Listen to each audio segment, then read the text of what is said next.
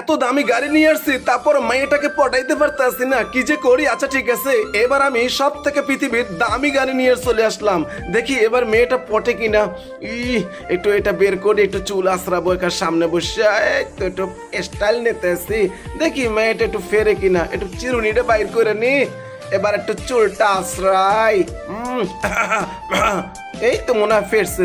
এই তুই এটা কি করো? তোরে দেখতে ইচ্ছা করে না, সর এখান থেকে। ওরে বাবা, আচ্ছা ঠিক আছে, আমি চলে যাচ্ছি।